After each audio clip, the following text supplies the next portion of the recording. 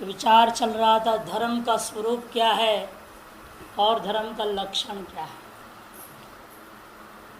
इसमें हम लोग मनुस्मृति का कुछ श्लोकों को देखे थे और कहा पूर्व पक्ष ने भाई मनुस्मृति आपस्तंभ इत्यादि जो धर्म की व्याख्या कर रहे हैं तो आपको धर्म की व्याख्या करने के लिए इस दर्शन को आरंभ करने की क्या जरूरत है।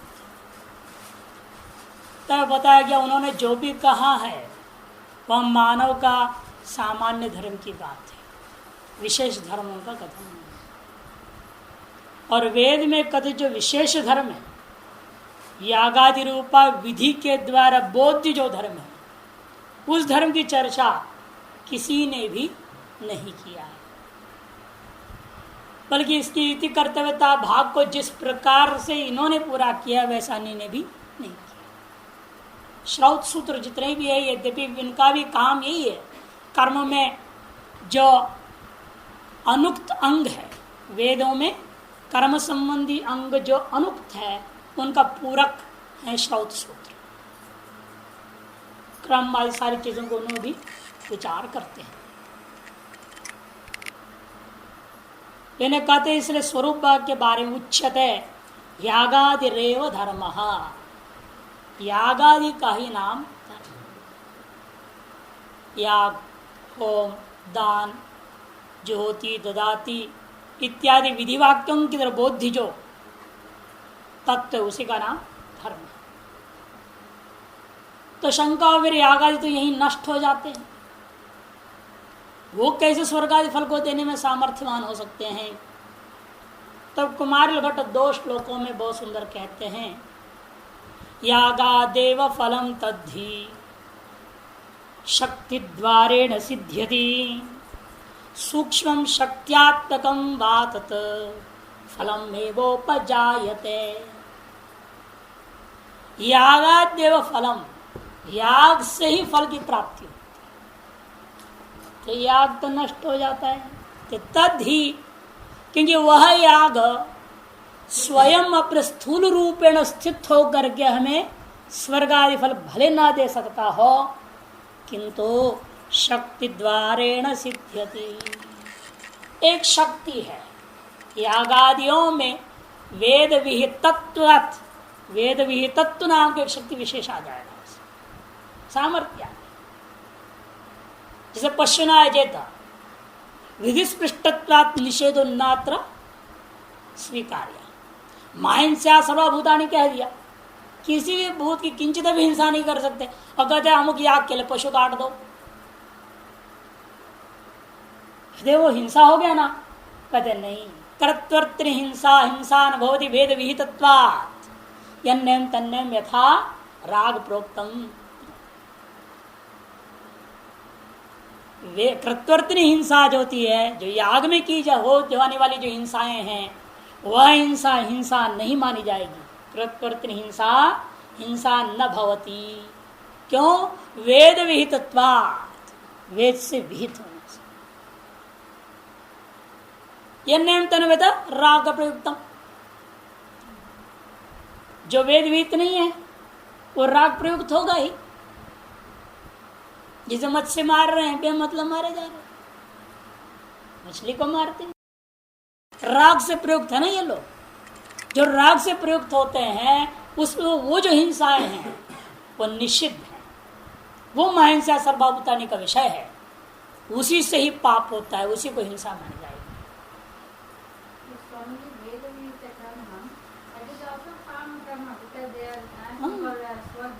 पर नहीं है, परवाह नहीं है, क्योंकि आपके रागत प्रवृत्ति की अपेक्षा से वेद की प्रेरणा से प्रवृत्त हो रहे ना, दोष न भवति। भगवान क्या करते हैं? निमित्त मात्रम भव सव्यसाचिन, करता धरता मैं हूं, मेरे पर छोड़ो। यदि आपके अंदर ईश्वर के प्रति वास्तविक श्रद्धा है, वास्तविक समर्पण बुद्धि है, तो ईश्वर के बिना आप भी बोलते हो पत्ता भी नहीं हिलता है, लेकिन कर्तृत्व अपने ऊपर पकड़ लेते हो। फिर तो गलती यहां है, एक तरफ हम कह रहे हैं ईश्वर के बिना पत्ता नहीं हिलता और दूसरा कहते हैं मैं करता भोगता हूं। जरूरत नहीं हुआ ये बात। जिन्होंने अपने कर्तृत्व स्वीकार किया है जिन्होंने, उनके लिए पाप पुण्य है। जिन्होंने कर्तृत्व स्वीकार नहीं करता वो ईश्वर कर्तृत्व कौन से निमित्त मात्र ही हो जाता है, अब पाप पुण्य नहीं होता। इसी को इन्होंने क्या कहा, उस दिन श्लोक जो ध्यान नहीं आ रहा था बाद में ध्यान आया, उसका पूर्वार्ध था, श्रेयां स्वधर्मो विगुण परधर्म स्वनुष्ठिता स्वधर्मे निधनम श्रेय परधर्मो भयावह। पूर्वार्ध था श्रेयान स्वधर्मो विगुण, अपना धर्म विगुणता पूर्वक हम अनुष्ठान करें वो भी श्रेयस्करा है, लेकिन पर धर्म सम्यक अनुष्ठित होने पर भी वह श्रेयस्कर नहीं हो सकता। इसलिए वेद ने जो वर्ण आश्रम अनुसार ना हमें धर्म प्रदान किया है उसको हम वेद विहितत्वाद हम करेंगे तो हमें कोई दोष नहीं लगेगा, क्योंकि वहां राग प्रवृत्ति नहीं है। वेद ने जिस कामना को कहा उसी कामना के लिए मैं प्रवृत्त हो रहा हूं, अपनी कामना के लिए नहीं होता। अपनी कामनाएं जो होती है वो पशुवत पशुधर्म प्रेरित है। मनुष्य का जो सामान्य कामना है वह पशु की कामना के तुल्य है। हमारी सारी सामान्य प्रवृत्तियां पशु की प्रवृत्ति के तुल्य है। इसलिए पश्वाद विश्च विशेषात, भाष्यकार ने संबंध भाष्य में जो बहुत बड़े वचन कह रखे हैं उसको हम लोग कभी नहीं भूलना चाहिए जब शास्त्र को लगाना है। बहुत ही मजबूती बात कही कि हमारी सामान्य प्रवृत्ति जितनी भी है, खाना पीना सोना जो भी हो रहा है सब पशु तुल्य ही है, कोई अंतर नहीं। इसका आधार भाष्यकार के वचन का आधार शास्त्र है, नीति में भी है, पंचरत्न में सब जगह आया है। आहार निद्रा भय मैथुन समान में तत्पशुभिर्नराणाम धर्मो ही एको अधिको विशेषो धर्मेण ही ना पशुभिः समाना। इसी के आधार पर भाष्यकार बोल रहे हैं। भाष्यकार की अपनी कोई कपोल कल्पना नहीं है, उनके हर वचन के पीछे आप जाएंगे कोई न कोई शास्त्र प्रमाण मिलता है। इसे धर्म कहते यद्यपि यागादि रेव स्वरूपतः धर्म है, लेकिन वह भी अपने स्थूल रूपेण नहीं, उसका भी एक सूक्ष्म रूप है जिसका नाम यहाँ पर करें शक्ति है, उसके अंदर होता है। वेद विहित तत्व नाम का शक्ति ही उस याग में विद्यमान सूक्ष्म रूपता है, जिसका नया नाम उन्होंने क्या दे रखा है, इन्होंने अपूर्व नाम से बोलते हैं। इसके अगले श्लोक में श्लोक वार्तिककार अपूर्व का लक्षण भी लिखा है। अपूर्व का लक्षण वो लिख रहे हैं जो कर्म में पहले योग्यता नहीं है, वही कर्म को हम पहले भी कर सकते हैं। जैसे मान लीजिए संध्या वंदन है, दृष्टांत एक छोटा सा लेते हैं। संध्या वंदन है, बिना उपनयन संस्कार का भी कर सकता है ना आदमी, क्यों नहीं कर सकता? मंत्र पढ़ लेगा, जब कर सकता है, गायत्री बोल सकता है, सब कुछ कर सकता है। लेकिन जनों के बाद करेगा तो फर्क नहीं है उसमें दोनों में। उपनयन संस्कार से पहले भी उस कर्म को कर सकता है, उपनयन संस्कार के बाद भी कर सकता है। कर्म तो वही है, लेकिन विधि के अनुसार करने पर वेद विहित काल, वेद विहित देश और वेद विहित मंत्रों से, यदि भी देश और काल उपाधि नहीं है, निमित्त रूपेण विधान करता है, उपाधि अनुपाधि पर विचार आएगा अभी, तो उस समय करने पर ही वह कर्म में योग्यता आती है। इसलिए कहते कर्मभ्य प्राग अयोग्यस्य, कर्मण प्राग अयोग कर्मभ्य प्राग अयोग्यस्य कर्मण पुरुषस्य वा। योग्यता शास्त्र गम्याया परासा अपूर्वमिष्यते। कहते हैं कर्मभ्य प्राक अयोग्यस्य, पहले जो कर्म है वो कैसे हैं, अपने आप में फल आदि प्रदान करने के योग्य नहीं है। इसी प्रकार पुरुषस्य वा कर्मणो वा, और उसी कर्म के अंदर, उसी पुरुष के अंदर बाद में योग्यता आई ना। कैसा ही योग्यता, शास्त्र गम्या या, जो शास्त्र गम्य होकर के आई है योग्यता उसी कर्म में। अशास्त्र गम्य काल में आपने जो पहले किया उसका कोई योग्यता नहीं है, लेकिन शास्त्र गम्य होकर के जो आपने कर्म कर दिया, वही कर्म जो पहले करते रहे तो उसमें योग्यता नहीं थी और अब उसमें योग्यता आ गई। जो वह शास्त्र गम्य योग्यता आ गई है सा अपूर्व मिश्रित है। जो पहला नहीं है, परा बाद में आ गई है, सा पूर्व मिश्रित है। कर्मभ्य प्रागयोग्यस्य कर्मण पुरुषस्य वा योग्यता शास्त्र गम्याया परा सा अपूर्व मिश्यते। जो पूर्व में कर्म और पुरुष सब अयोग्य थे, उन्हीं कर्म वे कर्म और उन्हीं पुरुष के अंदर ये शास्त्र गम्य योग्यता जो आ गई है, सा उसी का नाम अपूर्व कहते हैं। वह अपूर्व ही यागादि का अंदर धर्म है, ये स्वरूप लक्षण। तटस्थ लक्षण करते हैं, तल लक्षण वेद प्रतिपाद्य प्रयोजन पदार्थो धर्म। पुस्तक में लक्षण है वेद प्रतिपाद्य प्रयोजन पदार्थो धर्म। तीन शब्द प्रयोग कर रहे लक्षण में, वेद से प्रतिपाद्य होना, दूसरा प्रयोजन वाला होना चाहिए, तीसरा प्रयोजन वाला होता हो भी उसका अंतिम जो अर्थ है, अंतिम जो फल है वो अनर्थक नहीं होना चाहिए, अर्थवान होना चाहिए।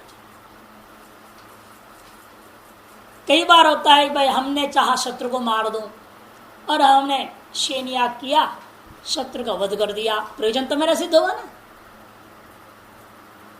प्रयोजन तो सिद्ध हो गया, लेकिन वह कामना से प्रेरित है, पशुवृत्ति से युक्त है शत्रुवध। इसलिए वो अंतिम उसका फल क्या होगा, नरक प्राप्ति जरूर है।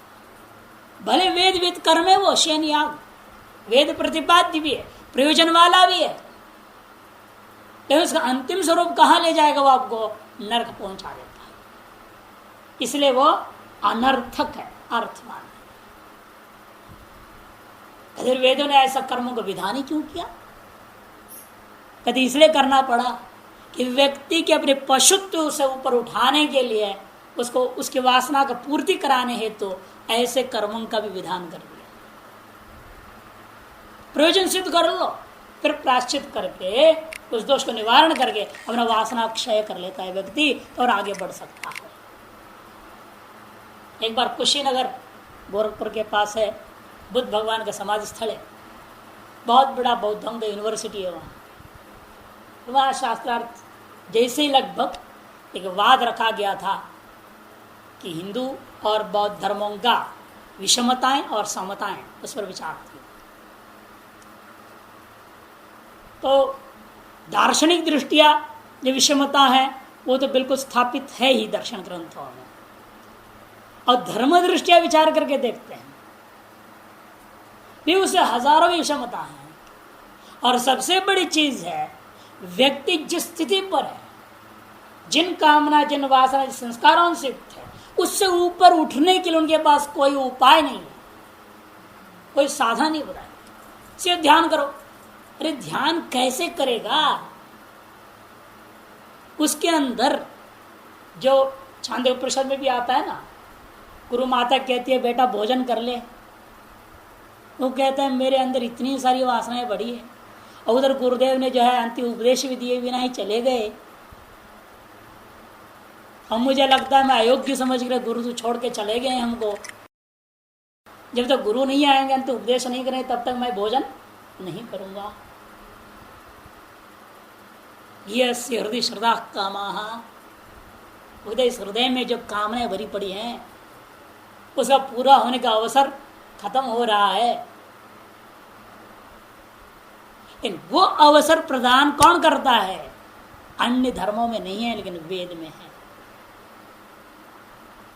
अत्यंत पशुवृत्ति वाला मनुष्य हो, उसको भी अपनी वासनाओं की पूर्ति करने लायक, उसकी क्वचित कामनाओं की पूर्ति करने लायक कर्मों का विधान कर दिया। उन कर्मों के माध्यम से वह अपने उतनी वासना उतनी कामनाओं को जो पूरी कर लेता है, थोड़ा अक्ल खोलता है। जब एक इच्छा पूरी होती है ना, तब व्यक्ति का थोड़ा विकास होता है।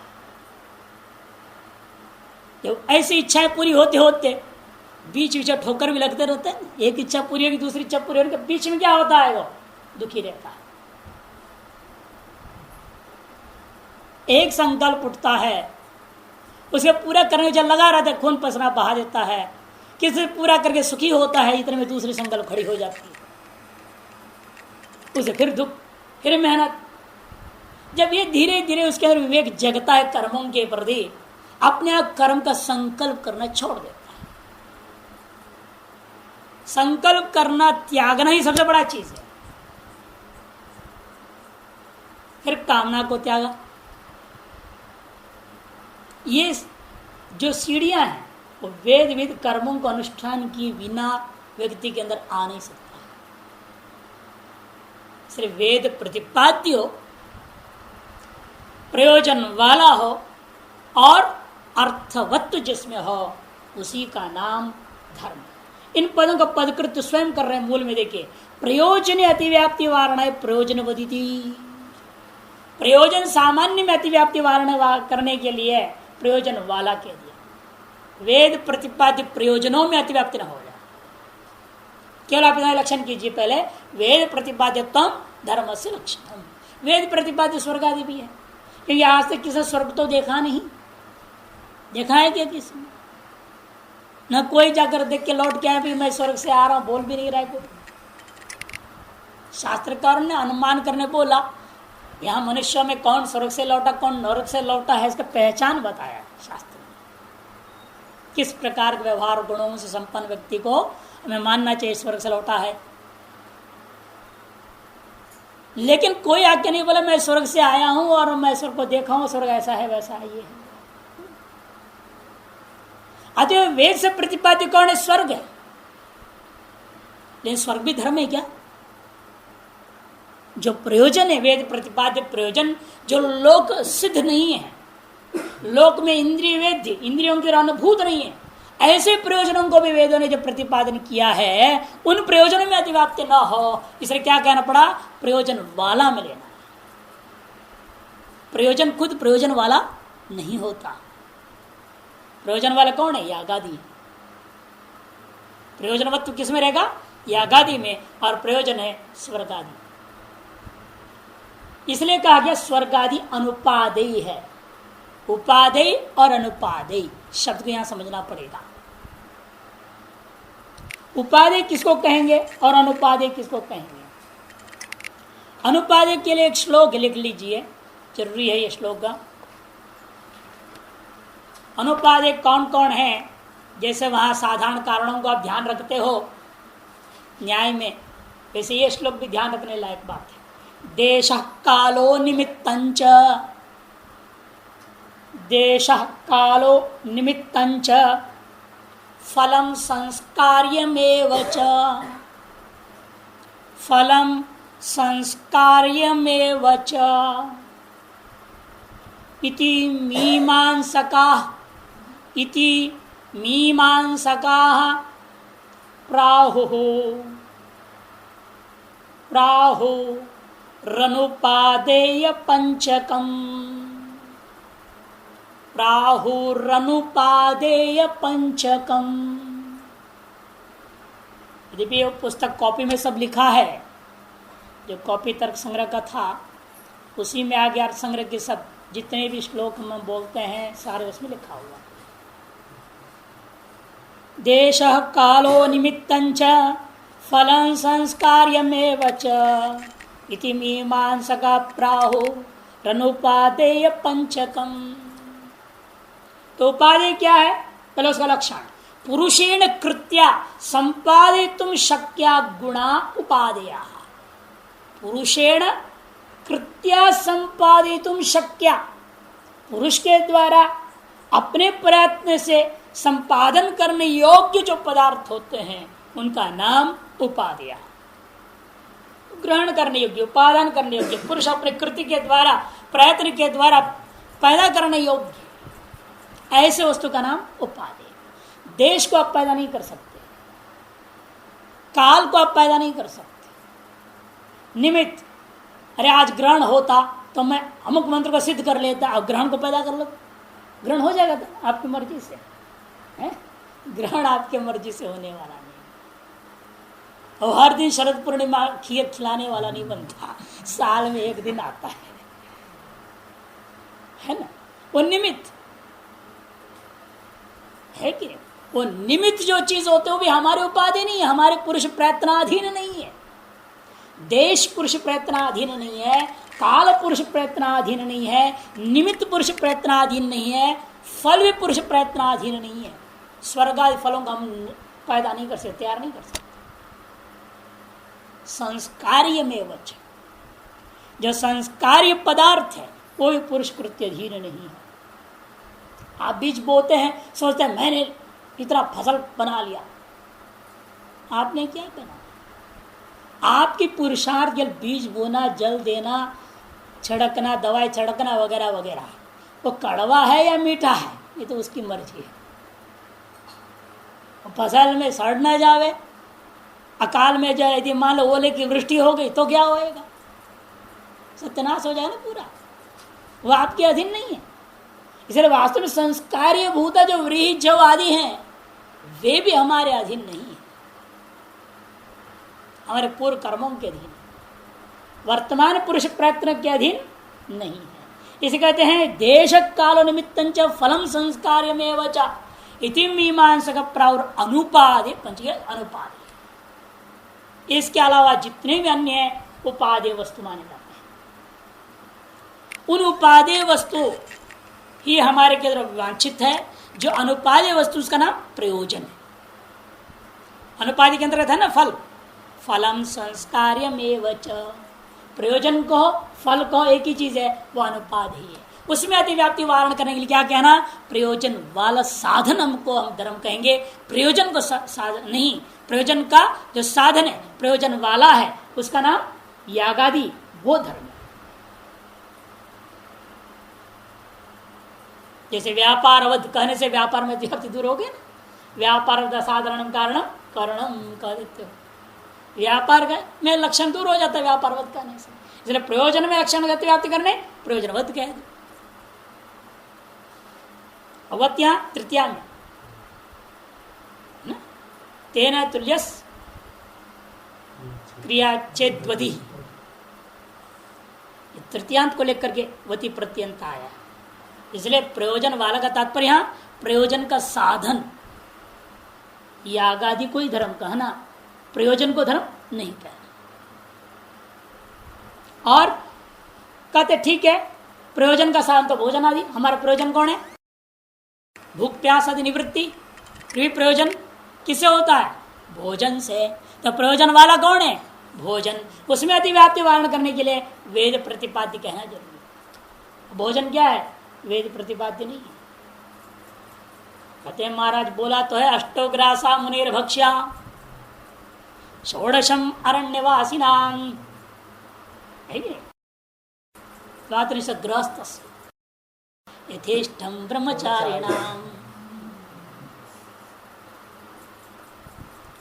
कहते वो नियमन किया है, रागता की प्रवृत्ति अधिक खाने का हो जाए तो उसे रोकने के लिए वो केवल अंकुश है। भोजन खाओ करके नहीं बोल रहा है, जो खा रहे हो उसकी मात्रा का नियंत्रण कर रहा है, नियमन कर रहा है। इसलिए विधि नहीं है, वो रागता प्रवृत्त है भोजन में व्यक्ति। वह सन्यासी उसका नियमन कर दिया, तुम 8 ग्रास से ज्यादा नहीं खाना, पान पर से 16 से ज्यादा नहीं खाना, गृहस्थी को 32 से ज्यादा नहीं। और ब्रह्मचारी यदि निष्काम कर्म योगी ब्रह्मचारी है तो वहां टिप्पणकार लोग कर रहे हैं व्याख्या, इसलिए हर एक ब्रह्मचारी नहीं, केवल पढ़ने वाले ब्रह्मचारी के लिए नहीं, केवल जपने वाले ब्रह्मचारियों के लिए नहीं। वो षोडशी अरण्यवासियों के अंतर्गत लिया ना, तपश्रद्धे करके छांदोग्य उपनिषद में। ये जो कर्मयोग कर रहा है, दिन रात मेहनत करना पड़ता है। पहले जब गुरुकुल में खेती करते समय दौड़ भाग करना पड़ता था, लकड़ी काट के लाते थे, उनके लिए कहते हैं खूब खाओ, ये मानो मेहनत करना ना शरीर से। वो आजकल ब्रह्मचारी अपने ऊपर लेते थे ब्रह्मचारी नाम। अरे सन्यासी भी कहते अरे हम भी तो ब्रह्मचारी है, सन्यासी होने से ब्रह्मचारी नहीं है क्या? महाब्रह्मचारी है ना, श्रेष्ठ ब्रह्मचारी है, हमको तो यथेष्टम डबल यथेष्टम ब्रह्मचारी ना और डबल खाने के लिए छूटे बोलते हैं। सब उल्टा अपने अपने मतलब से अर्थ निकाल लेते हैं। अष्टो ग्रासा मनेर भक्ष्या, ये सब नियमनार्थ, ये विधि नहीं है, अपूर्व विधि नहीं है। अत्यंत प्राप्ति में ही अपूर्व विधि कहा जाता है। ये तो ग्रासगत नियमन के, कितने ग्रास खाओगे। अब उसने भी बोला ग्रास में कितना, इतना बड़ा बड़ा ग्रास है, इतना बड़ा ग्रास, दोनों हाथ को एक ग्रास बना ले, इतने बड़े बड़े 8 ग्रास ले लिया जाए। कहते नहीं, कुक्कुटांड तुल्यम, मुर्गा का जो, मुर्गे के अंडे होते हैं ना, अंडे का जो मात्रा है यूं कर दो, जितनी होगी उतनी का नाम 1 ग्रास, उससे ज्यादा नहीं लेने। कुक्कुटांड तुल्यो ग्रास, ये कहा। यानी कि मनमाने बड़ा ग्रास बना लिया और 8 ग्रास खा रहा हूं, 1 किलो का 1 ग्रास, 8 किलो एक बार में, वो नहीं चलेगा। ये नियम पक्ष, इसलिए अत्यंत अपूर्व, अत्यंत अप्राप्त में विधि नहीं होने के कारण से वो वेद प्रतिपाद्य नहीं है। इसलिए कहते हैं वेद प्रतिपाद्य बेना, इसलिए है कि लौकिक जो प्रयोजन का कारणीभूता साधन भूता भोजनादि में अतिव्याप्ति न हो, इसलिए वेद प्रतिपाद्य कहना। इतना ही नहीं, अन्य के द्वारा जो होता है चैत्य वंदन आदि, उसमें अतिव्याप्ति न हो, इसलिए यागादि रेव धर्म जब कह रहे हैं एवकार वहां पर समझना, यागादि रेव में एवं क्यों कहा। जो लौकिक अन्य लोगों के द्वारा किए जाने वाले बौद्ध लोग करते, चैत्य वंदन करते, स्तूप सा होता है, उस स्तूप को जाकर प्रणाम करेंगे और एक चक्र सा गोल गोल घुमाते रहते, घुमाते घुमाते घुमाते घूमते रहते। ओके, जैसा है घूम रहा है वैसे संसार घूमते रहता है, मैं नहीं घूमूंगा, मैं स्थिर रहूंगा, ऐसे बोलते रहो, घूम भी घूमते रहते हैं। एक के सर खड़े घुमाते रहते तो बोलते तो भी मान लेता, एक को घुमाए फिर दूसरे दूसरे दूसरे, ऐसे खुद भी घूमते जाते हैं और कहते क्या, लेकिन जैसे एक घूम रहा वैसे नहीं घूमूंगा। सब की अपनी बड़ी विचित्रता है। इसलिए कहते हैं ये अपूर्व को केवल हमने माना ऐसी बात नहीं, सभी मानते हैं। एक सुंदर श्लोक है तंत्र सिद्धांत रत्नावली का, कौन इस अपूर्व को किस नाम से माना है वो बोल रहा हूं। अंतःकरण वृत्त्यादो वासनायांच चेतसः पुद्गलेषु च पुण्येषु नृगुणे अपूर्व जन्मनि। अंतःकरण वृत्त्यादो, सांख्य कहते हैं अंतःकरण का वृत्ति विशेष है अपूर्व, पुण्य पाप अंतःकरण का वृत्ति विशेष है। चेतन में एक वासना रूपेण रहता है, बौद्ध कहते हैं चेतसः वासनायाम, वासनायांच चेतसः, ये बौद्धों का सिद्धांत। पुद्गल नाम से जैनियों का सिद्धांत, देखो नास्तिक दर्शन वाले भी मान रहे हैं। बौद्ध कहते हैं ये जो क्षण विज्ञान धारा में एक वासना है, वो वासना ही का नाम अपूर्व है। सांख्यकार योगकार अंतःकरण वृत्ति को अपूर्व कहते हैं। जैन दर्शन वाले पुद्गल नाम से मानते हैं, मध्यम परिमाण वाला आत्मबोधा शरीर में ही पुद्गल माने परमाणु जैसे वो अपूर्व पुण्य रहता है। पुण्य कहते हैं पौराणिक लोग, वो सीधे शब्द प्रयोग करते पुण्य और पाप, पौराणिक लोग। नृगुण माने जीवात्मा को गुण रूपेण कौन माना, नैयायिक वैशेषिक। मीमांसक भी प्रभाकर आत्मा को गुण मानते हैं अपूर्व को, नृगुणे। और भाट मीमांस कहते नहीं, ये अपूर्व नाम का चीज है, वो अंतःकुण में जाकर के बैठता है, आत्मा में नहीं रहता। अरे जन्म के प्रति कारणबद्ध वस्तु, जन्मनी प्रभाकर मीमांसक, सही मीमांसक।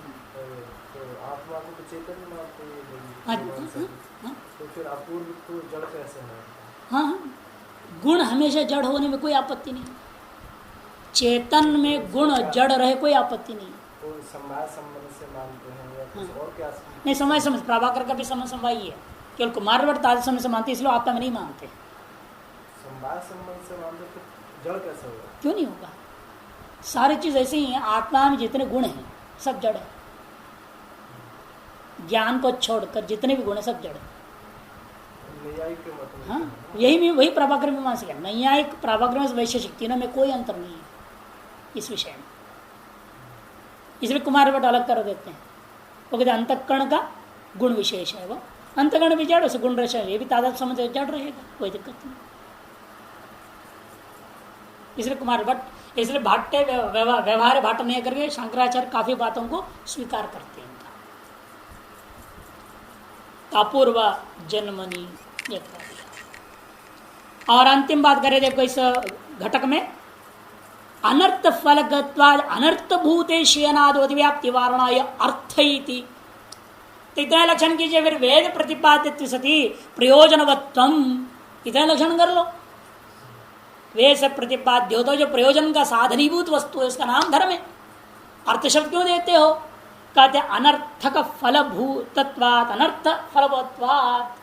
कहते हैं ये जो अभिचार यज्ञ जितने भी होते हैं, शेनादि याग, इनको अभिचार कर्म कहते हैं। ये सब याग ज्यादा अथर्ववेद में ही है, यजुर्वेद में इत्यादि में नहीं मिलता है। अथर्ववेद में ज्यादातर जितने भी कर्म विधान किया गया है अभिचार कर्म का ही विधान, मारण उच्चाटन, वशीकरण की, आकर्षण की, सम्मोहन का, ये सारे कर्म और मंत्र अधिकतर अथर्ववेद में मिलता है। तो अनर्थ फलकत्वा, जितने अभिचार यज्ञ हैं वे सब अनर्थ फल वाले, क्योंकि यद्यपि हमारा वर्तमान कामना जो है, जो लौकिक प्रयोजन है, यह लोक संबंधी प्रयोजन है, शत्रु वधादि, यह तो भले संपादन हो जाएगा, लेकिन उसका अंतिम फल जो होगा, नतीजा अंतिम उसका क्या है? नरक है। इसे कहते अनर्थ फलकत्वाद अनर्थ भूते। इसलिए एक तरह से याग भी क्या हो गया? अनर्थ भूत ही है। कौन? शेनादो। उन यागों में अतिव्याप्ति वारणाय अर्थ इति, इसलिए अर्थ शब्द अर्थवान होना भी जरूरी है। इसलिए वेद प्रतिपाद्यत्वे सति प्रयोजनवत्वे सति अर्थवत्वम धर्मस्य लक्षण।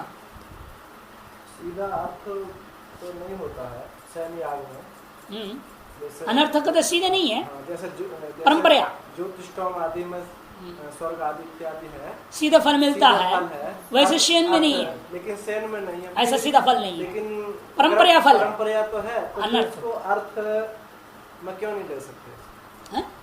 अर्थ में इसलिए कि परंपरा अनर्थ को दे रहा है ना, सैन आदि अति व्याप्ति वार, हाँ, तो उसमें इसलिए अर्थ कहा गया। हाँ, तो अर्थ इसमें परंपरा तो इसमें भी प्राप्त। आपके पूर्व पक्ष यहाँ है, मैं इसमें जाऊंगा,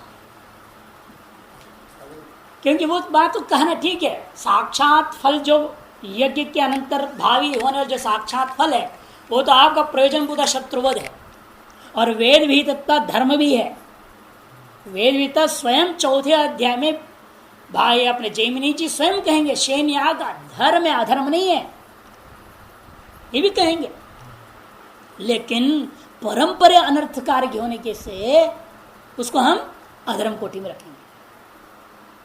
कैसे? देखिए टीका 12वां प्रश्न, वैदिक याग है, एक बाज एक पक्षी विशेष होता है, शेन पक्षी, उसी के आकार में वेदी को बनाया जाता है। वेदी को बना करके उसी पर यज्ञ करने पर जैसा शेन इतना ऊंचाई में उड़ रहा है और झटिति बड़ी तेज से आकर के मछली को पकड़े भाग जाता है, उसी प्रकार से मैं अपने शत्रुओं को, जितना भी मेरे से बलवान शत्रु हो, जितना भी दूर हो, जैसा भी स्थिति में हो, उसको मैं मार सकूं, वह सामर्थ्य प्राप्ति के लिए ही शेन याग किया जाता है। और शेन याग का संपादन किया था लक्ष्मण का वध करने का प्रयास में इंद्रजित ने। और एक बार शेन याग हुई थी जिसका कश्मीर में आज भी खोदाई हुआ है, और कश्मीर में शेन याग का पूरा चयन जो की गई है पूरा का पूरा मिला है, करीब 80 फुट नीचे में दफनाया हुआ था। किसी समय पहाड़ टूट के बंद हो गया, किसी कारण किसी ने खुदाई करी, वहाँ बनाना पड़ता होगा, कोई ट्यूबवेल डालता होगा उसको, तो ये ईंट निकला वहाँ से। नहीं, ईंट ऐसा बड़ा विचित्र ईंट कहाँ से आया इतने अंदर, तो खुदाया गया, देखेंगे तो शेन याग के आकार, शेन पक्षी के आकार में यज्ञ मंडप था। किस समय कश्मीर के राजाओं ने अपने शत्रुओं को वध करने के लिए किया होगा। इस प्रकार समय समय पर लोग इसको करते रहे हैं, लेकिन इसके बाद इसलिए प्रायश्चित का भी विधान किया गया इसको करने वालों ने। जैसे किसी ने मजबूरी घोड़े का दान ग्रहण कर लिया, घोड़े का दान लेना ब्राह्मण के लिए सीधा नरक का पासपोर्ट है, नरक की वीसा कट गई समझो, पासपोर्ट नहीं वीसा हो गया। घोड़े का दान कभी नहीं लेना। लेकिन यदि किसी कारण मजबूरी लेना पड़ा, उसे दान लिया, उसको बेच दिया, कन्या विवाह करना तो कुछ पैसा चाहिए था, मान लो मजबूरी में ले लिया और बेच बाच कर पैसा उपयोग कर लिया, विवाह कर दिया, सब काम करने के बाद उसके लिए उस दोष को निवारण कर प्रायश्चित का विधान किया। कृष्ण चांद्राने की विधि है वहां। तो इस तरह से इनमें भी है, प्रायश्चित करे तो दूर हो जाता है दोष। लेकिन अब बोल रहे हैं ननु अर्थपद से शेन कर्मणि न धर्म लक्ष्य साथी व्याप्ति वारकत्वम शेन से अर्थत्वा मिला पृष्ठ संख्या 12 में दूसरी पैराग्राफ। ननु अर्थपद से पैराग्राफ के लिए बोला जाता है, अंग्रेजी शब्द है, उसके लिए हिंदी में और संस्कृत में प्रघट्टक बोलते हैं। प्रघट्टक या दूसरी खंडलिका, दूसरी खंडलिका ये शब्द बोला जाएगा। मैं बार बार प्रयोग करूंगा तो पूछिए मुझे क्या है, आज बोल दिया इसलिए अंग्रेजी हिंदी दोनों बोल चुका हूं। दूसरे प्रघट्टक में देख लीजिएगा। ननु अर्थपद से शेन कर्मणि न धर्म लक्षण से अतिव्याप्ति, अर्थपद को लेकर के शेन कर्म में धर्म का लक्षण का अतिव्याप्ति हो जाएगा और अतिव्याप्ति वारण करने के लिए अर्थपद दिया गया है, ऐसा नहीं कहना। धर्म लक्षण से अतिव्याप्ति वारकत्व अर्थपदमिति न, क्यों? शेन से अर्थत्वात्, कि शेन याग भी अर्थ ही तो है, आपकी बात है ना। नहीं शेनो नरकम जनेति ये न अनर्थस्य, क्योंकि शेन याग सीधे ही नरक का जनक नहीं है। शेन याग सीधा किसका जनक है? शत्रुवध का। नरक जनक से अनर्थत्वात्, और आपका सिद्धांत है जो नरक का जनक है वही अनर्थ है, और नरक का जनक तो है ही नहीं साक्षात। शेन से तो शत्रुवध मात्र जनकत्वात्, शेन तो शत्रुवध मात्र का जनक हो रहा है। किंतु किंच इतना ही नहीं, चतुर्थ आपने खुद अपने चौथे अध्याय में मीमांसक लोगों ने शेन से इष्ट साधनत्वेन वेद बोधित धर्मत्व में उक्तम, इष्ट का साधन होने से वेद से प्रतिपाद्य भी होने के कारण आपने स्वयं भी उसको धर्म कहा, और अब कार्य धर्म की अतिव्याप्ति हो रही लक्षण का विरुद्ध बात हो जाएगी ना। तत्फलस्यैव, लेकिन तो पूर्व पक्ष तत्फलस्यैव हिंसात्मक अभिचारस्य नरक रूप अनिष्ट जनकत्वेन, लेकिन उसका फल क्या? शेनियाग का हिंसा। शत्रु का वध करोगे, हिंसा हुई कि नहीं हुई? और शत्रु वध के चक्कर में हजारों सैनिक और भी मारे जाएंगे। एक शत्रु से थोड़ी लड़ाई होगी। ये तो रावण ने कहा अरे हमारा तुम्हारा बीच में लड़ाई होगी, बाकी सब घटाओ। क्या विचार बेचारे क्यों मरेंगे? हमारे तुम्हारा दुश्मनी है ना, तुम सीता को लेने आए, मैंने चुराया, सीधी बात हमारी तुम्हारी लड़ाई है। व्यक्ति व्यक्ति ये तरह से वृत्रासुर ने कहा था इंद्र को, कहे को तुम सेना लिए आके आ रहे हो, मैं भी अपना सेना छोड़ता हूं, तुम भी सेना छोड़ो, हमारा तुम्हारा अकेले अकेले की लड़ाई होगी। वास्तविक वीरत्व उसके अंदर ऐसे लोगों में होता है। यही कहते हैं कि शेन याग का जो यद्यपि फल क्या है, इसलिए हिंसात्मक है।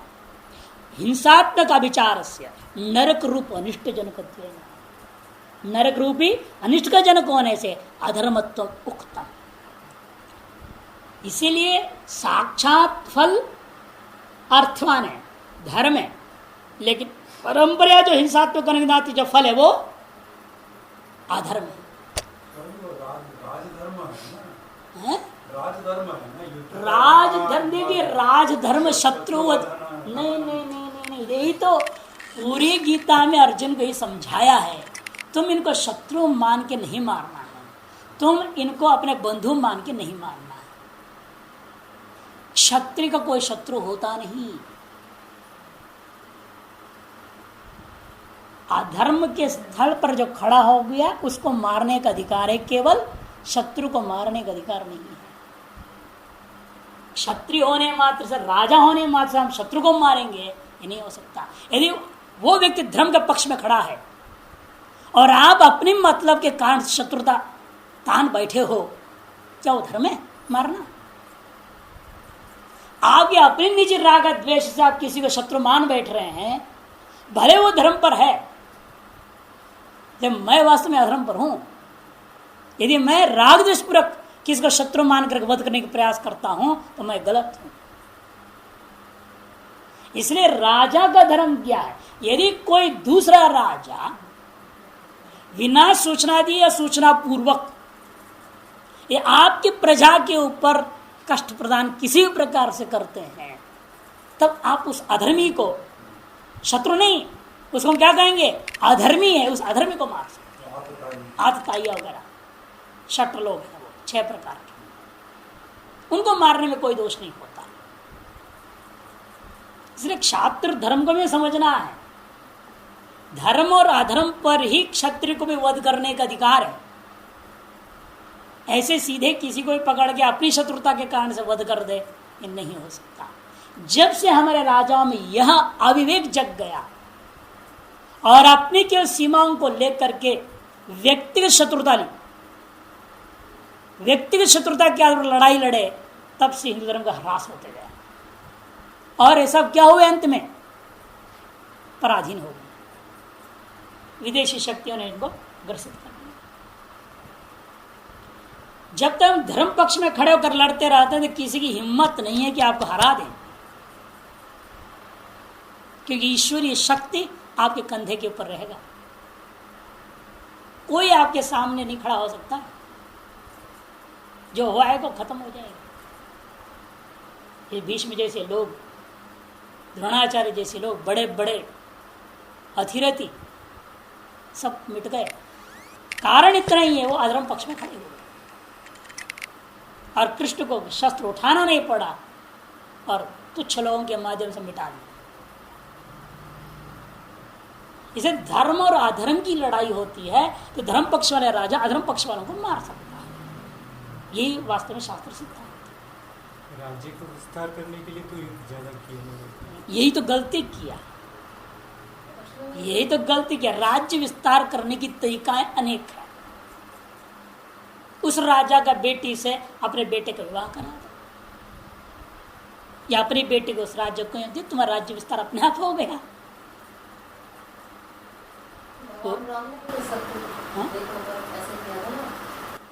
देखो, अश्वमेध याग करना अलग चीज है, वैदिक विधि से अपने इसका विस्तार करना हुआ।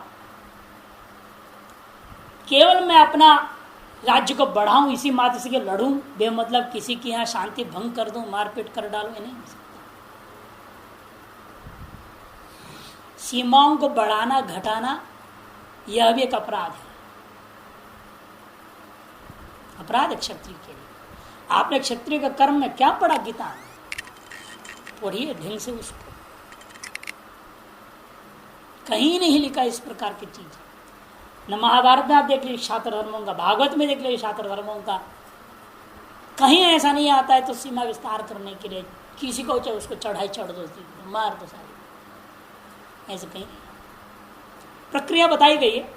आप वैदिक विधि से जाइए, अश्वमेध याग कीजिए, राजसूय याग कीजिए, घोड़ा छोड़िए। हिम्मत है तो आपसे लड़ेगा, धर्म लड़ाई हुई, विस्तार कर लो। नहीं है तो आपके शरणागत होगी, आपका विस्तार हो ही गया ना, वो आपके अधीन हो गया, आप सम्राट हो गए। तो वैदिक विधि है, तरीकाएं हैं जिसमें आपको कोई दोष नहीं लगेगा, आप विस्तार भी कर लीजिए। और सबसे सरल तरीका लोग अपनाए थे शुरू में, विवाह का तरीका। अपने आप मैत्री संबंध बन जाता था, अपने आप दोनों राज्य एक सा हो जाते।